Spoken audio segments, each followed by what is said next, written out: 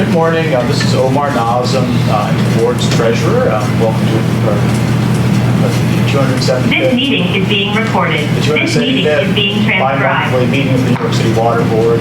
Today's exciting meeting is the annual financial and investment meeting. It's a fun meeting because we have two new board members with us today. Udai Tambar and Rich Miller, who are joining us for the first time as official board members. We're excited to have them. We'll be going through the agendas, which are due in October. We're doing the financial investment reports. And we will have a different chair today, an acting chair.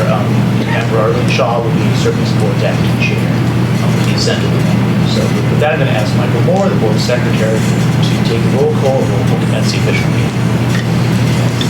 Conducting roll call. Alfonso Parton. Adam Reed. Sue. Richard Miller. Arlene Shaw. Here. Record, he said here. Udai Tambar. Andrew, so we do have to.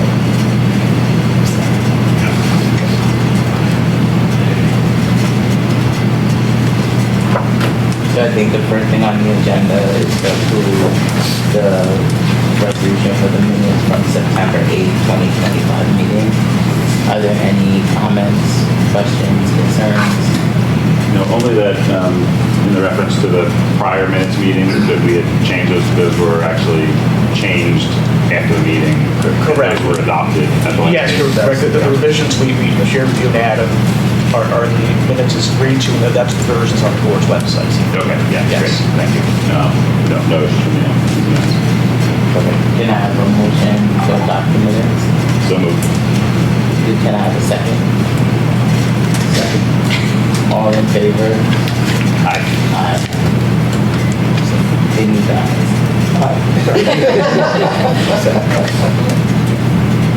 I'm sorry, who's second? He second. Okay. Seconded. Second, and there were Four eyes. 4 ayes. Thank you. I think the next thing on the agenda is a presentation around the financial and investment results for fiscal year 2025. So I might turn it over to Omar. Yes, the nurse and I will give the presentation. We're joined by Christian Wagner from Grant Woman Audit Firm is with us today. As from the Water Finance Authority, the Controllers Division, we have Namika Sharma and Raymond Lee. They're here to answer any questions about the financials of the audit. I will say it's generally been the message from this board. It was a good audit. It was a clean audit. The opinion letter was unmodified. Revenues were 12% ahead of last year. We exceeded budget. We exceeded the year before. It was a very positive year. Credit ratings continue to be strong. We knocked out all the cash funding requirements by mid-December of the year, so we continue to deliver that cash to the bondholders, to the city, to pay for the system in a timeline that is better than expected. So it was a very positive year with no adverse findings at all. We significantly exceeded the budget. The other positive message is that the investment income, which was we've always been a very, very conservative investor, and the investment income was never a big part of the story here. But for the last 3 years, it's become a significant part of the board's revenue profile. The investment income was. I'm sorry, you can walk through the slide deck. No, I think we're just what we've done in the past is highlight the key messages. So the investment income, which was traditionally not a significant part of the board's revenues, has for the last 3 years become a significant part of the board's revenues. We've been in the range of $30 million a year of revenue from investment income for 3 years in a row now. We were slightly down from last year because of the drop in yield curve. We've been investing about 5% for short-term treasury securities during fiscal 24. That dropped down to 4.5% during fiscal 25. But we were able to offset most of that by having a larger investable balance during fiscal 25. So although investment income was slightly down from the year before, it was still significantly more than it had been for any of the years prior to 3 years ago. Traditionally, you'll remember, longer term board notes will remember we're traditionally in the range of 500 to 600,000 a year. We had a few $6-7 million a year. Now we've been consistent at that $30 million a year rate, which is very exciting thing. It's a very positive thing. This we're very proud of is in the context where practically every large fixed income investor in the country lost money in the last 4 years. There are some large investors who lost 40-50% in treasuries a year. We have made money every single year in the last 10 years, including the last 3 years. I would basically all of our peers lost money in fixed income investors. That's what we're very, very proud of. Some of this tradition is not an area of strength this board. It's been very positive in the last 3 years. Well, Mark, just a quick question on that. Presumably, yes, it's great that we're making money on the investment income, but presumably that's offsetting additional borrowing costs. Correct. So the incremental money goes into any additional cash at the year end is repatriated to the Water Authority and becomes cash available to either prepay next year's debt service, so it ships away the revenue requirement next year, or it's cash we can use to pay for construction work out of pocket without borrowing. In either case, it results in either fewer borrowings or fewer dollar demands next year in terms of debt service. So in both cases, it helps to offset rates by chipping away required prospective debt service in future years. So that investment income directly goes dollar to dollar into the system and helps reduce rate demands in the future by offsetting debt costs. To your point, Dan, we've talked about this before, all the money stays within the system. Yeah. So if we make, a good return on those cash that we have in hand in the second half of the year, it goes back into the system to, as Omar said, Yeah, I mean, if you would rather have cheaper borrowing costs or higher investment income, you'd probably rather have cheaper borrowing costs because we have such a large capital program. Yes. So Just to understand. Yeah. Thank you. But it's right. We have an extremely conservative investment strategy, and it's been good for us. We don't brag. Usually, we have not lost money any time in the last 10 years. And practically all of our peers lost 40 to 50%, even in Treasury involvement in the last 4 years. We've done extraordinarily well. So those are the key messages. Revenues are very strong, well ahead of budget, well ahead of last year. Investment income continues to be a big part of the revenues. That's a big positive thing. The other thing, just to kind of touch on one other slightly related topic, is the receivables. We continue to have a large receivables balance. It largely reflects the fact that we have a large revenue base, and it reflects the fact that the receivables are secured by a superseded governmental lien. So it's money we ultimately collect when the properties are sold or transferred. It's never been particularly concerned about collecting it. We should collect it. It's sort of a long-term asset in the sense that we take 30, 40 years to collect it. The interesting thing is, thanks to the new computer system installed in 2021, a sort of legacy feature of our financials, we can only charge one interest rate on late payments is no longer a constraint. We can now charge interest rates up to 16% on debt. There were many years when we were charging 6-7%. So it's become, as with the investment income, the late interest has become sort of a more notable part of the revenues. We've gone from 20-30 million a year in late fees. We're now maybe this year we exceeded $105 million on late fees. So between the investment money and the late fees, we actually are starting to mitigate rates. So not quite the full energy value somewhere. We might be shooting to support or half of the rating increases. And the late fees and the investment fees, because that's sort of the flip side of that receivables balance. I would say between the lien sale and the revenue efforts by Albert and his group has done a very nice job of constraining and flattening growth of the revenues, the growth of the receivables. We have a large balance of revenue and the rate increases, and the late fees have helped to drive that balance higher. And by seeing the number of delinquent accounts, the dollars go fairly sideways is a big sign of success in terms of actually constraining that balance and converting it to cash. And the lien sale through the work out. So that's the last thing. So they keep a very, very good year financially on revenues, very, very good year investments, great work on converting receivables to cash and managing delinquencies. The rating agencies are very happy, the auditors are very happy, and so it was a very good year financially. Quick question, the point you made around the interest rates, is the late fee interest rate set by policy of DEP or is it? It's statutory, so we have to charge the same fees on overdue amounts that the city charges in overdue property taxes. That's state law. Now, what the city does in practice, is the city commission, the banking commission, that makes recommendations to the council. The city council then votes on to implement a late fee, and that late fee is what we adopt. So they know that there's 3-tiered structure, 16%, 9%, or 16, 14, 9%. That strikes me as high, but I don't know if that, Ed, is that a comparable? I don't know if you know that answer, but it's kind of an intriguing number to hear. Yeah, if I could just elaborate, so just to build on what Omar was saying, it's by the market value of the Yes, property. that's right. Yeah. So that's a key portion, so only the higher market value properties have that higher see. interest rate. So the majority of our customers have a lower rate. It's more like, large multifamily residential or commercial properties. And I also want to state the obvious, right? We're not intentionally trying to bank on late Totally. payment Yeah, interest no, I get charges. I would much rather, and I'm trying incredibly hard to collect all the money within the deadline. So just want to make that clear. And I think as we continue to improve and make efficiencies on our meter to cash process, that will help, and this will continue to build on itself. And that's why all of our collection efforts really focus on engaging with the customer and getting them into a payment agreement. Because with the payment agreement, they can put money down, they can choose like how they are addressing, so getting into good Right. standing, and hopefully they can choose a period of time that reduces their interest. And not to belabor the point, but we do offer payment agreements up to 10 years, which in the water utility industry is kind of unheard of. But having those tiered interest rates that we've had customers that say, oh well, at 16%, right, larger, more sophisticated customers, I'm not going to do a 10-year agreement. I want to do a 1-year agreement because I don't want to pay that interest. So it then becomes a tool to help bring the balance to good standing in a short period of time. And to be clear, point of clarification, you said that it's actually the city council that authorizes this interest rate. It is actually, yes. The banking Yeah. commission. Yeah. Yeah, no, so helpful to know that that's not a choice of the board. No. Thank you. No.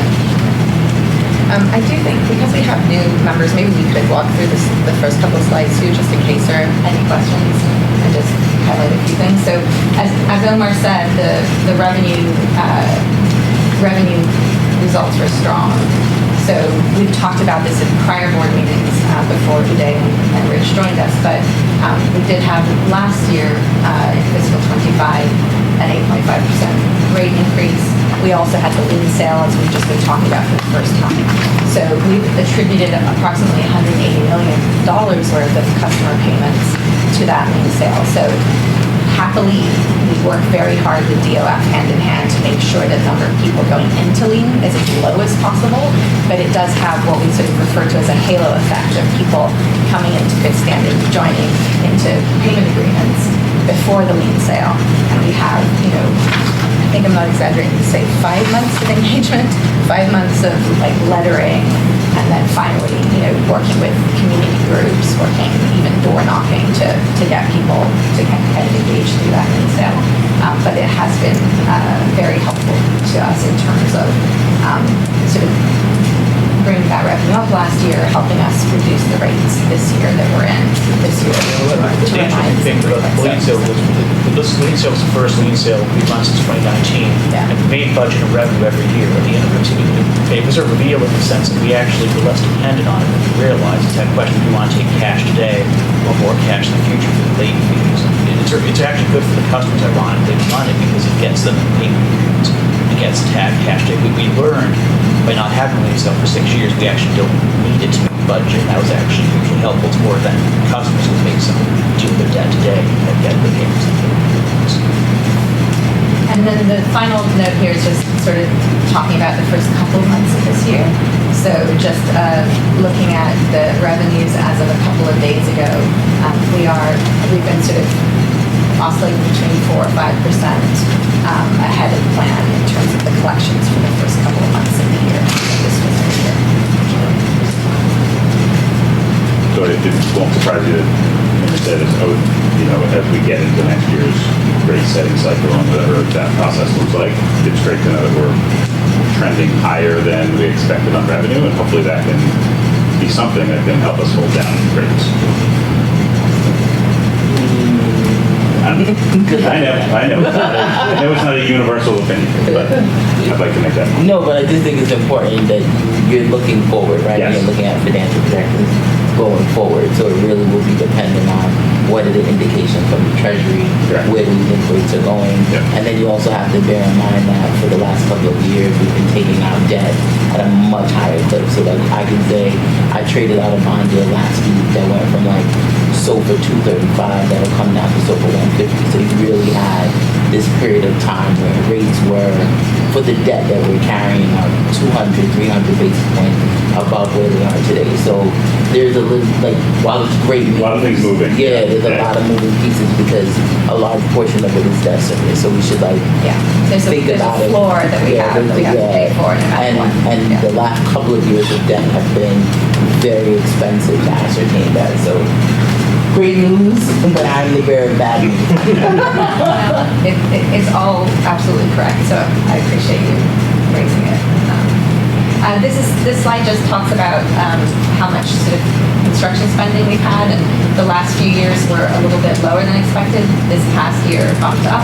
As Arlene just referenced, we have a much larger capital plan than we've had previous. We've been increasing that capital plan over the last couple of years and delivering on that. So we're seeing a sort of an uptick on the construction spending as would sort of be expected. And then there's the cost of construction as well. Yes. Yeah, I think what's notable about that graph is that it's flat from 22 to 24, notwithstanding inflation. That's the current rate. Well, we were getting less under contract in 22 and 23, and then from 23 onwards, we've been sort of increasing our ability to kind of get contracting underway. So, and it's also coincided with inflation too. But it actually represents a bigger body of work going into construction. If ironically, we had several the challenges in spending money fast enough. We went back to a few years before this, we were spending $2 billion a year. We had this period of time where due to the pandemic and just kind of contracts, we couldn't spend the money. So in a way, this is positive. It's a sign of activity. Exactly. Yeah. Next slide, I think, is talking about the debt market. So, as Arlene just referenced, right, in order to support that capital plan, we have been, we went out to market for debt, several different releases, but also we have had a refinancing that Phil and his team lead, which has actually saved us money over the long-term period of our borrowing. So that was good news. So we had some of those refinancing efforts during the past year.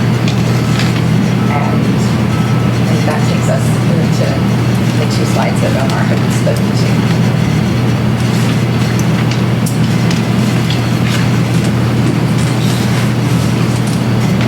Are there any other questions? Take one last question. I think the documents say this, but we didn't say it explicitly. The Joint Audit Committee met, reviewed Yes, these, and yeah. found this a clean audit and recommended to the board that we adopt this. Yes. Correct. Yeah. Yes. For the sake of our new members, we Correct. have the Joint Audit Committee with Water Board and the Water Finance Authority. So the two members on that board are Adam Freed and Chair Carney. So that met on Monday. They always meet prior to this meeting. They go through everything, the presentations from the auditors with also the Water Finance Authority. They vote on it, they adopt that, and then it's brought to this meeting. Thank you.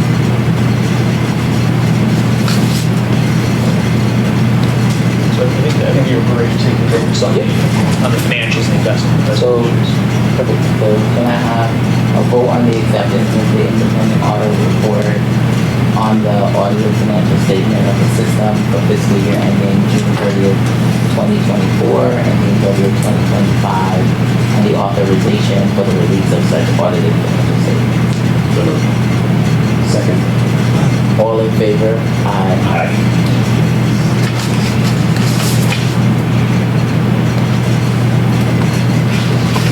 I think the next thing on here.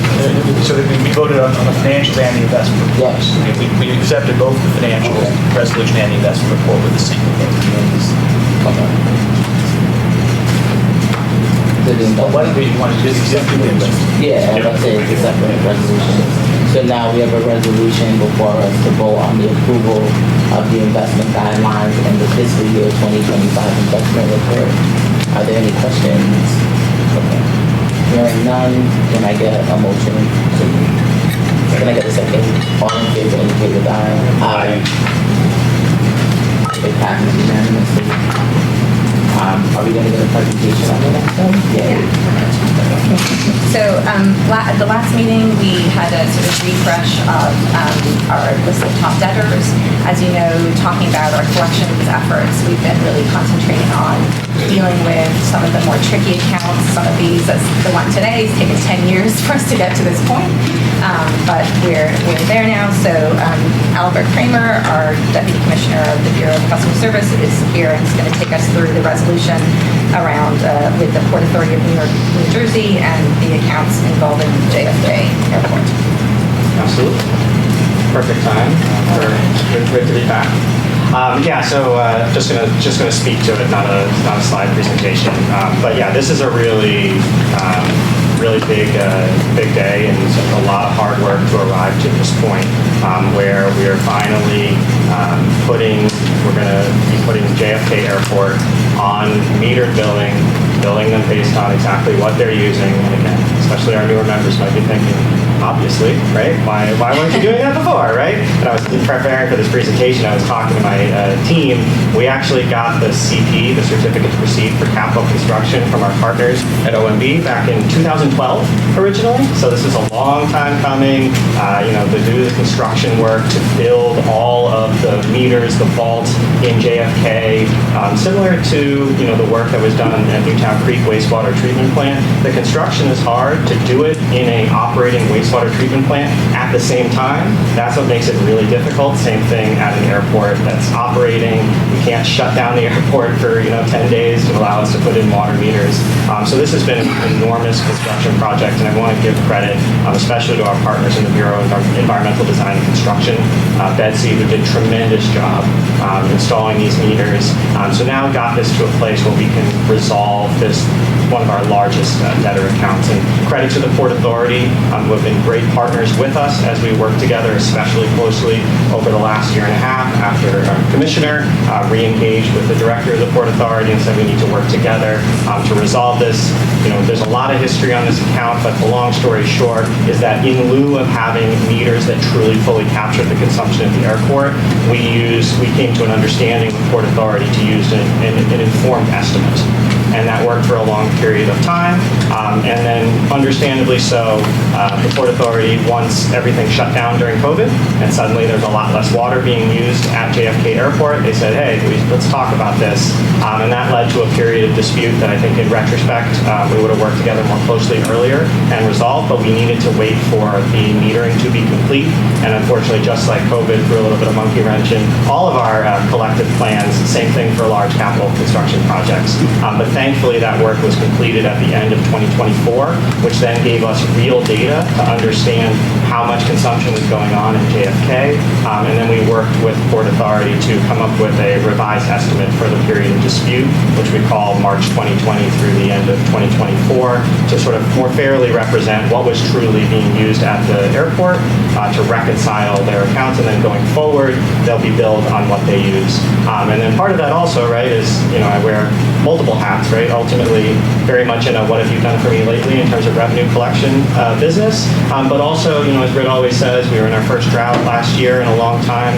Good metering on our largest customers puts a price on water and then allows them to really prioritize and incentivize conservation efforts. So that's also a big win from this. So ultimately, we're at a place where the home stretch of finalizing a negotiated agreement with the Port Authority, and that's why we're coming to you with a resolution that's a part documentation and recognition of the enormous amount of work that's gone into this. And I really want to highlight Assistant Commissioner Vincent Mattarella on my team, who's done tremendous work. It sounds simple, but to really get in the general ledger and go through this history of all these accounts and do this adjustment and work through is incredibly tedious, and is a real testament to him and the team to get us to this place. And as Narissa was saying, it's also, a reminder that what brings in the money that helps to keep rates low for all of our customers, that helps to make the investments, is the fact that, lien sale is an important collection tool, but ultimately working with our customers, making sure we have accurate metered billing, that meter to cash process, that's what brings in the revenue that makes all these very high investments that are necessary possible. So it's been a really long effort, and so what we're here today in the resolution is we're looking for authorization to, once the canceling and rebilling of the account is complete, to essentially adjust the account further by up to $1.5 million, which would then, through a $6.5 million payment from the Port Authority of New York, New Jersey, bring essentially the account current, and then they're set up to be on metered billing going forward. And the sort of phrase I use is, as we resolve these disputes, we're not just bringing in money in the door, we're also sort of turning our larger customers back online, right? And there's a lot of these situations where we've been, and just like the board passed improvements and changed our theft of service regulation to be the billing interference to help sort of be less punitive. That's going to bring in more revenue over time. And I just also want to note that the Port Authority of New York, New Jersey has been making payments in the interim. They paid over $40 million to date. Almost half of that was unlocked by our re-engagement that the Commissioner launched in the middle of 2024.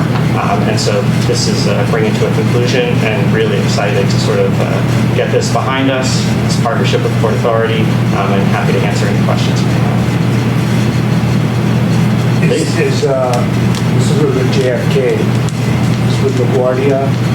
Is already in place, or is that? Yeah, great question. So LaGuardia is metered, and they're in a good place. But I will say that by having Vincent working more closely with his counterparts at the Port Authority, it's actually also deepened that relationship, so we can be more proactive and preventative. So if there's a meter that needs to be replaced at LaGuardia, we get that upgraded, and it doesn't become an after-the-fact thing that might hold up payment. And that's something at our last board meeting we talked about, and you'll hear us probably talk about the formal announcement next week, is we're creating what we're calling a key accounts group to really better match these sophisticated, complex properties and customers with a highly skilled and dedicated team to match that. And so the Port Authority is absolutely one of those key accounts.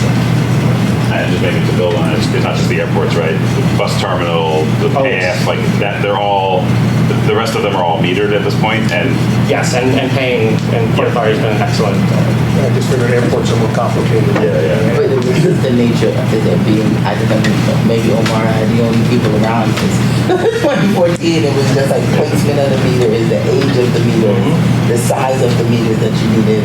It was just like this very complicated Rubik's Cube that took a long time to figure out. So kudos to the team. that's right, congratulations. Now, one quick question on the resolution language itself. I mean, it sounds like there's most of a deal in place.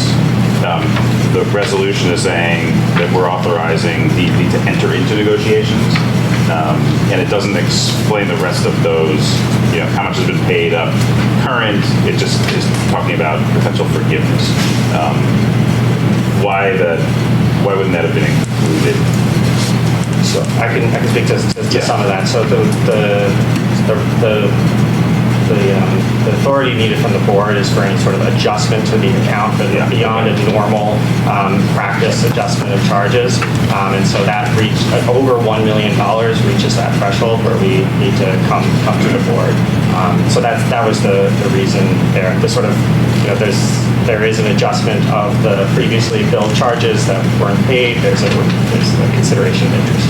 Yeah, no, it's just the context of the Port Authority has paid a lot. They're getting caught up, putting in all these meters, and it's, part of the structure of the deal is, and we have to forgive potentially up to this 1.5 million. Yes. It puts it all in context. Yes, so, we know that, and now and you've discussed it, so it's in a public conversation on this, but it's, it is helpful context to see in writing that there's a full deal here, and it's not just about the forgiveness. Right, but what we need to remember. I understand the actual mechanism of the thing is that has to stay the same. Understood. Because it's what we have to give. It's just in the consent to it. context is helpful, not that we're approving the whole deal, I understand. It's okay for him to do exactly what he did, which was to discuss. To discuss it, Right. exactly, now we have the context. As recorded, the resolution states. Yes, that's right. Before moving to Feedback vote, is can I okay. just one last question about JFK? Yeah, of course. So I would assume that, I'm aware that they have a huge construction program going forward, that water meters are now going to be sort of designed in from the beginning now for any new facilities that are built at JFK and that, so this shouldn't be more a concern as much in the future. Yeah, so what the meters that we built, it's an excellent point of question. The meters we built, we would call perimeter meters. So they essentially capture everything that goes into the airport. And then what Port Authority and JFK has absolutely to their credit been investing over, especially the last 5 years, is sub-metering within the perimeter, right? And so they're making that part of that because they absolutely want to make sure that the airports or commercial tenants are paying their share, and that's sort of their business. But now we're finally fully capturing that universe versus them saying, hey, our sub-meters say this, you're estimating on, you're doing a flat rate on that, where's the gap? And now we're able to say, nope, this is the truth. Thanks for that clarification. Of course. Any other questions? So can I have a motion to approve the negotiations involving JFK International Airport and the Port Authority of New York and New Jersey? So moved. Can I get a second? All in favor indicate with aye. Aye. Passes unanimously. Thank you so much, and I really appreciate the board's support throughout. I mean, Rit always says the fact that, this sort of public accountability, these updates really do help. And as Rit knows, we are hard at work also working with other key customers, especially the MTA, who's also been an excellent partner negotiating with us. And while I wish I could say we'll be here doing the same thing at our next meeting, that's absolutely what we're pushing for, and that's going to help unlock more payments. Is there a presentation for the last resolution? So, who would I turn over to? Brendan. While Brendan's setting up, I'll say good morning. Good morning. Rich, it's good to see you at the table. Good to see you. Welcome. Sorry, personal commitment kept me with my kids this morning. I thought I was not going to miss almost the entire meeting. I was very efficient. So, well done. And before I think the other thing I'll just observe was, first of all, I think we have to give, of course, Albert a lot of credit as well for driving the Port Authority work. But it's just a constant reminder that accurate meters and following up quickly when there are discrepancies is how we keep the relationship with the customers as well as the revenue. Because we talked about this a bit, Albert talked about it last time, but at least half the time when there's a dispute and we start pulling threads, it turns out it's not all their fault, right? And it furthermore turns out that if we had looked at it the first quarter and we had data, it would have been easy to resolve. Right? And so being really constantly aggressive about the fact that meters are important and maintaining them are important. And that these MOUs that, as you all know, New York City didn't do residential metering. We didn't take metering that seriously until the very end of the 20th century. And what we're dealing with here is kind of a long-term hangover of that. And it's one of the reasons that we haven't gotten anywhere near as far as I would like to, but the multifamily program, we've really got to make sure we are being completely rational, because that's the other really big holdover from the days of frontage rates. It's a reminder, a meter is always a good investment. And just so we're clear, in my tenure, we would go mostly, there was a lot of people on frontage. Yeah. So digital metering was something in my tenure on the board that we actually put in. So just a little context for the presentation. I know in the last year or two, we brought information to the board about our gas to grid project at Newtown Creek. That's the first project we've had where we're taking the offshoot of our anaerobic digestion at one of our wastewater treatment plants and being able to take that to radioactive waste product and scrub it and put it back into the grid as renewable natural gas. We did that. That was a project that took also more than 10 years to kind of get into place. So we started that project, both the physical construction, the deal with the third party, the private, in this case, National Grid partner who did that project with us a long time ago. And we had a few bumpy starts to the commissioning of that, and sort of came and talked about that with the board because there was some publicity around that coming online, and happily that has really steadied now, and we're getting really good results in production now. So we've been looking at, as DEP, at the next generation of these projects. The market has really changed. The solutions have really changed. We've been trying to understand internally, doing a lot of work on whether we should build this ourselves. Should we do another sort of PPP style arrangement? So basically coming down on the ladder, right? That it would be good to work with a partner, similar as we did on the first project, but in a new market with a lot more solutions, a lot more people out there ready to work with us. So that's exciting. So Brendan from our energy team is going to take you through the specific ask, which is not the entire project, but a portion of it, which is sort of time of the essence. We're working to try and make sure that that project would be eligible for federal tax credits, which still do exist, which a partner would still be eligible for, and which would potentially make our construction of our own anaerobic digesters at Hunts Point eligible as well. So that would be a positive cost impact for us. So I'll hand over to Brendan to take us through. Thank you. Good morning. My name is Brendan Hannon. I'm the Deputy Director of Strategy and Long-Term Planning in the Office of Energy and Resource Recovery Programs. The Energy Office is requesting support from the Water Board to engage owners advisors to implement gas to grid and co-digestion at Hunts Point work at favorable terms.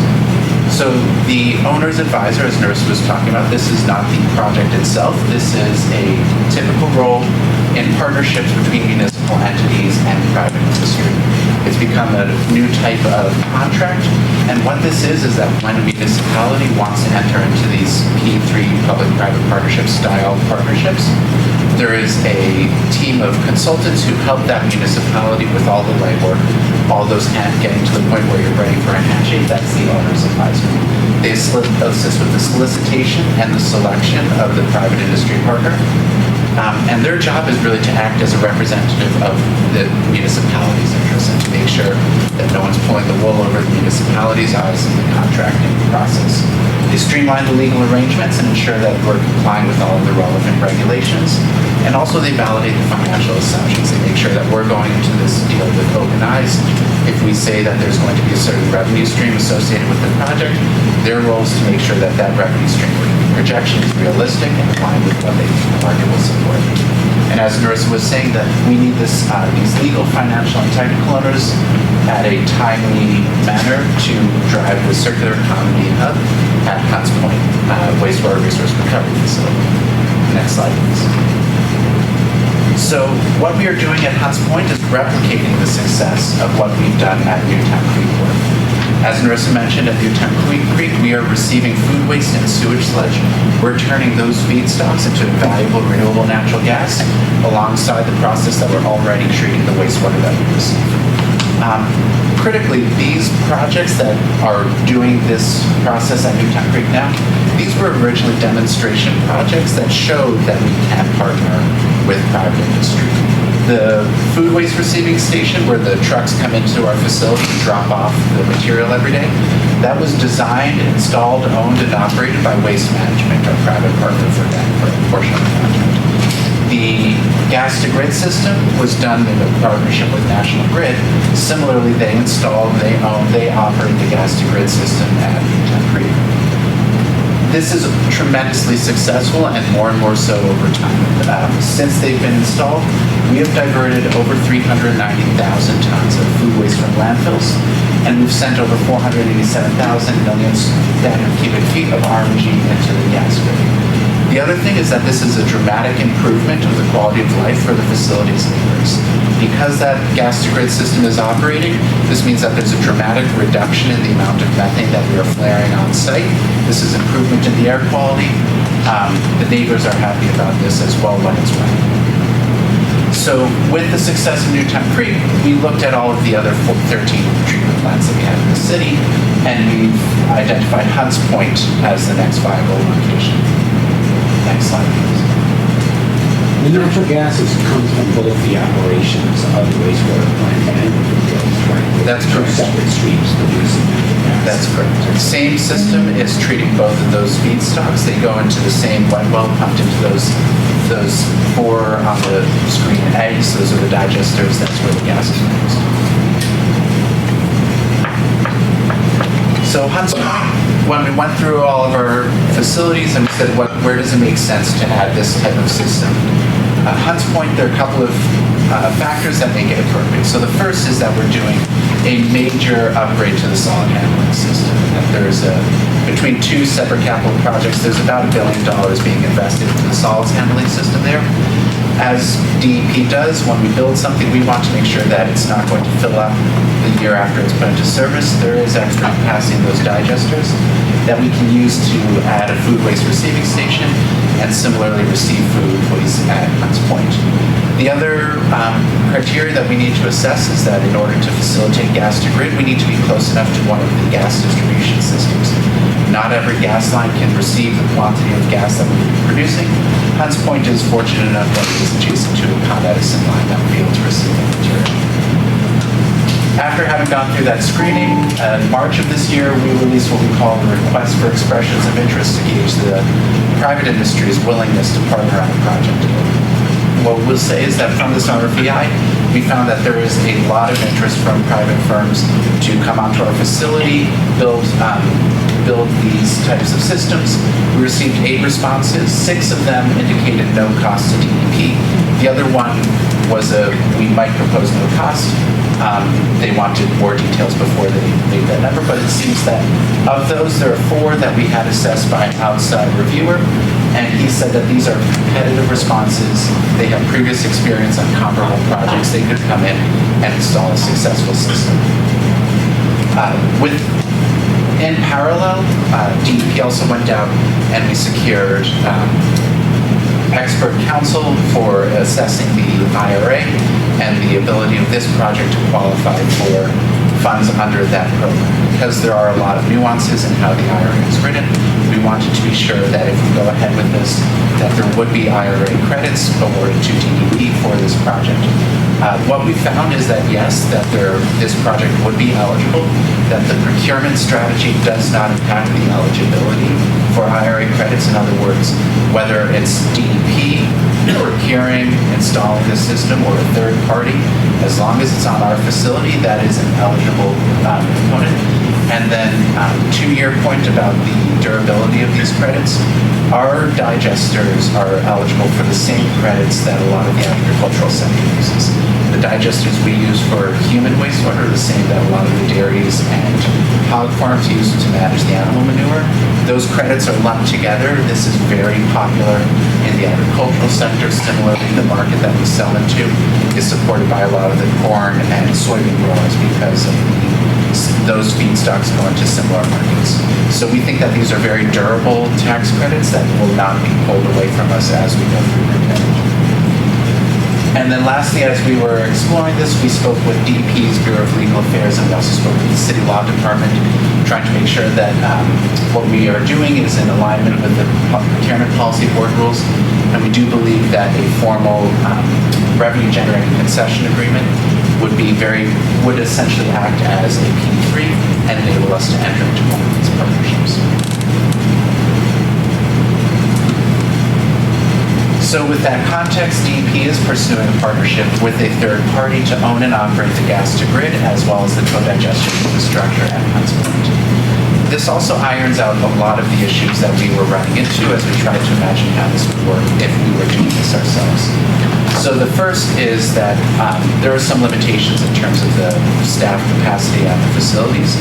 If we were to do this ourselves, we would likely end up hiring an O&M contractor to make sure that this gas system, which operates at higher pressures than our wastewater treatment plants operators want to work at, that is operated safely.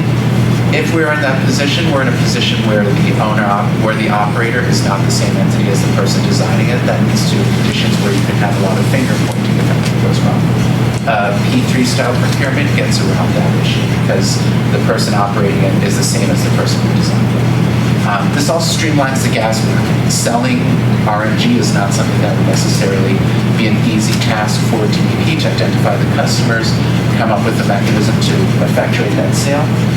By going with a P3 where we hand the gas over to our P3 partner in exchange for a share of their revenue, that puts all of the marketing of the gas in their court. I believe that this would be a much smoother transaction for DEP. Going back to that first point, this eliminates the need to go out and establish that second O&M contract after we go through the procurement. Also, critically, as we've discussed, this eliminates upfront capital costs. Based on the RFI responses, we think that there are private partners that would come in, put their capital down in anticipation of the revenue stream that this project would realize at no cost to DEP. And then once that system is online, this generates revenue. This is net present value positive the first year of operation. So it really pulls together the project in a way that's very pleasing when we're looking at planning this, thinking this through. I think that it front loads some of the work, but once it's operational, once that contract is signed, I think it becomes a much smoother system for DEP to really rely on long term. One quick question on that second bullet. Presumably with National Grid being the off-taker for the gas, is it the environmental attribute that you would be worried about selling to individual customers? Is that what that's referring to, and not the actual gas? Both.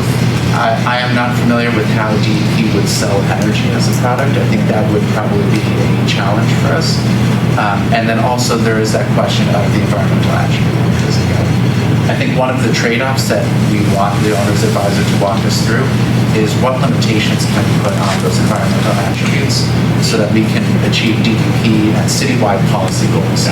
And what does that do to the financial arrangements, right? If we limit this, if we say we really want those environmental attributes to stay in New York City, that might change the value of the RNG proposition. Is there a local 197 benefit to that, for instance? We've talked, I mean, this is one of the things that is why, and this has been some priority of why it's taking so long, and we went way down the path trying to build it ourselves until we realized it was just a bad idea. Shifting gears to do this, but it's exactly right. I mean, we're not capturing the environmental attributes due to the way that the contract with National Grid was written 10 years ago. Yeah. And whether it's a continent steam system, hospitals, paper, like we've got a list of really difficult to electrify buildings in New York City that we really need this to be part of the solution. Yeah, and if you had this as an option, then go back to the city council and make that mechanism work under local law 197. Well, I don't even think we need a legislative change. No. I mean, this is clearly locally generated. Like this is an unimpeachable type carbon offset in that sense because this is clearly there's no land use. It's a waste product. Great. Sorry to interrupt for that. Thank you. No, thank you for the question. Okay, we're ready for the next slide. So we are looking for owner's advisors for technical, legal, and financial services during project implementation. On the right, I have just a little excerpt from the Association for the Improvement of American Infrastructure. They're an organization that advocates for this style of procurement. And one of their critical steps for going through the P3 pathway is to engage experienced financial, legal, and technical advisors. These are typical in these P3 style procurements, and the term goes from pre-procurement all the way through the completion of construction. So I have here just a couple of the critical tasks that we would anticipate these owner's advisors would provide. So from the financial advisor, they're going to be developing the financial model to inform DEP of the revenue potential we can expect. They're going to develop those financial and commercial aspects of that RFP, make sure that those terms are very clear for private partners. They also assist with those partner selection and negotiations, making sure that the cost estimates that we're seeing from the submissions line up with what we anticipate. From the legal advisor, I think that this is going to be front-loaded in terms of the procurement. They validate the legal framework for procurement. They review what BLA and city law have said about the revenue generating concession agreement, make sure that's valid. They assist with the RFP in terms of drafting that, making sure that all of the correct terms are in there. They are in the room for partner selection during those negotiations. And then finally, they're going to be conducting due diligence on that selected partner, make sure we know who we are talking with. Next slide, please. For the technical advisors, these are the ones who are reviewing the drawings. They're going to be assisting with identifying required permits, environmental reviews, etc. There is a substantial amount of work that we have already done in terms of arriving at a point where we have a conceptual design. The technical advisor makes sure that the conceptual design is prepared in such a way that it can arrange for an easy handshake with the private partners to know what they're building the system on top of. The technical advisor leads the evaluation of the RFP responses. During procurement, they're providing engineering support, reviewing drawings, and then this is ongoing support during the design phase, reviewing partners' design submissions. Once the construction begins, they are monitoring construction activities, and then once that system turns online, what we learned at Newtown Creek is that you turn the system online, and like a car needs to be broken in, there are a couple of key components may need to be replaced. And in that first year, an owner's advisor can look over your shoulder, look over the partner's shoulder, make sure everything's running as it's supposed to. If they're seeing something that needs to be tweaked, they're there for that. So with that brings me to the formal ask that this is the final slide. The proposed owner's advisor's contracts will be procured immediately and cover this project through the commencement of operations. So we are requesting this support from the Water Board. This is a new contract type for DEP. This owner's advisor specifically to drive a P3 is not something that we've done before. So this is new for us.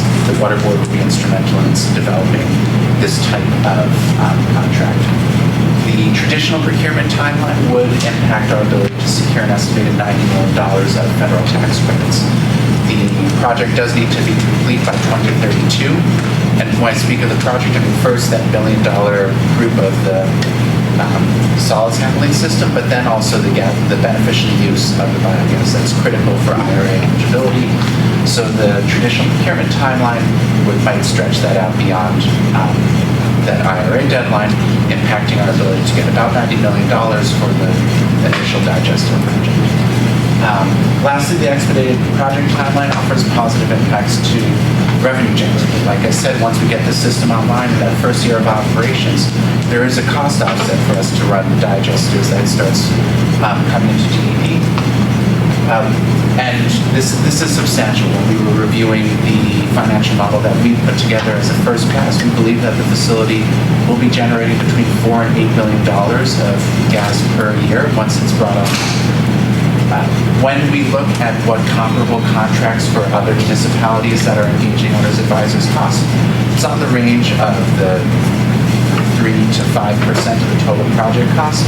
Based on our estimates, that's in line with what we've also seen other utilities pay for technical services. We are looking at between $3 to $5 million in cost for the three types of owners advisor services. And we believe that this contract last would not exceed 6 years. On the right, I have an estimated timeline that I put together that links both the owner's advisor procurement and then the project timeline in terms of design, when we would want design to start, all the way up through construction, with the contract for the owner's advisor having sometime in July 2030. With that, I will close for any questions that you have. I have a few. So just one is a quick clarification. The RFI that you ran was for potential partners and operators, not an RFI for the service. That's correct. You mentioned Newtown Creek. Is that also what I'm thinking about? Like, this is a great model. I think, I fully support DEP getting this kind of resource for this work. This is not what public sector, infrastructure owners typically do or have internal expertise for. So take all that with sort of that initial context. You mentioned the contracts on Newtown Creek. You mentioned assessments for other facilities. Could this help to renegotiate a Newtown Creek contract? Could this help with other facilities as they get identified, or is this just Hunts Point? This will specifically be for the services at Hunts Point. I think if we start to mix in other facilities, it muddies the contract. This is a very well-defined scope. At Newtown Creek, there's much more of an ongoing process, and I would say that over the past 2 years now, there's been an increasing effort to refine the contract that we have with National Grid and make sure that there are terms that we can hold them to account for. So, for the moment, I would say that the Newtown Creek contract is in a good place. The plans to upgrade the system will be going through a different vehicle that I don't think we need. If that works out, this is not the same contract. And maybe one or two quick other ones. You mentioned that the speed and the need to take advantage of the tax credits is one of the reasons why you're coming to a water board for this. I'll ask this question each time, right? Why the water board in this context for a contract versus regular procurement? Is it just the speed, or is it something else? I would also point to the novelty of this procurement and this just being something that DEP has not procured in order to provide the service. We have something similar for the design build, but it is not this type of contract. So I think that our unfamiliarity with it is one of the reasons that we were.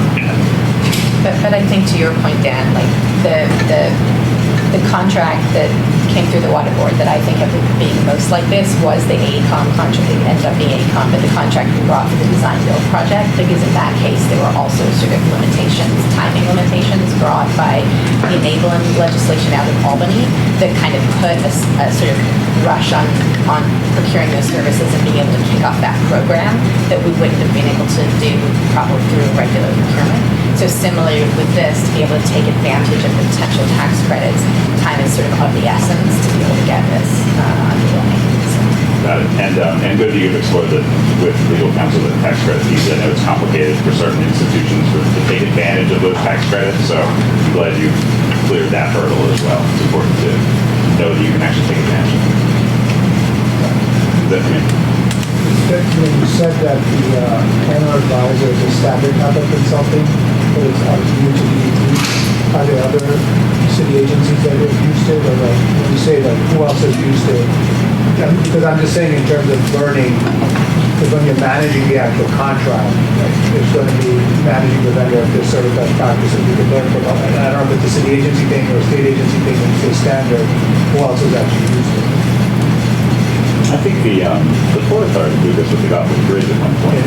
They hired services like this. It might be at least a model to look at. I'm more familiar with this in the context of wastewater, and we've had other municipalities share their experience delving into this P3. I know that, and some successfully, some less so. But I would say that I haven't looked at other city agencies that have been doing this. I've been more focused on the wastewater industry and their forays into this. Not apples to apples, but involved another organization was like hiring like a third party to manage sort of a project, and it's just it's a little bit more complicated than just like these are the three areas. And all I'm just saying is we just learn from what's been done before. I think typically owners advisor services are hired by people who don't usually do capital construction, right? So like you're a nonprofit, you're trying to build your flagship headquarters or something like that, right? You typically hire an owner's advisor to help you take that through that process.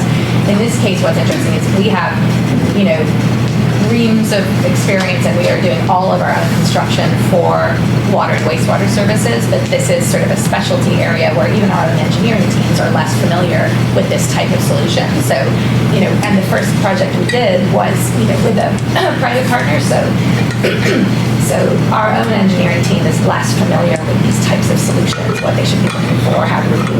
Of course, they will be reviewing it because it's slotting into our existing infrastructure, so they have to when they will review it. But having, for example, the extra set of eyes to look at the technical solutions who are experienced in this type of solution will be helpful. So that's the kind of idea. And we rarely do these kind of financial agreements. The Newtown Creek was 10 years ago, so we learned a lot from that lesson, but it's just, to get the best deal, it's best to have the right, advice on your side of the table. So. One last question. You said the a number of responses to the RFPI said this project would be completed at no cost to DEP. Is there a financial benefit for DEP too? Like, does it, will get a share of the gas revenues? Absolutely. Is what you're contemplating? Absolutely.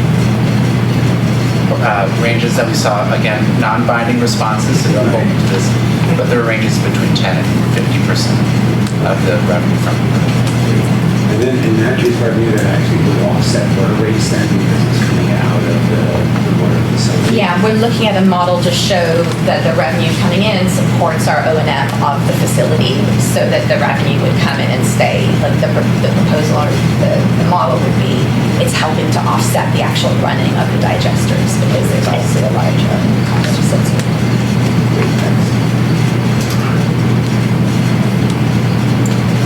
Are there any other questions? Are we ready? All right. Okay. So before the resolution, you got to approve a resolution for the procurement of consulting services in connection with the Hunts Point wastewater facility. So, Can I have a second? All right, all in favor indicate with the aye. Aye. Thank you all. Seconding Albert's comments, the Energy Office is grateful for the water support. Yeah, I'm happy. Is there anything else? From our side. To adjourn. Well, before we do that, I just want to say welcome. Chairman Carney would kill me if I didn't say something very lovely. Illustrious. I would say we are so pleased and so pleasured to have additional New York City citizens wanting to join and help lead this amazing organization. Tell them I did a good job. Well said. Can I have a motion to adjourn the meeting? Second? All right, all in favor indicate with aye. Aye. Thank you. Thank you. Thank you. There was-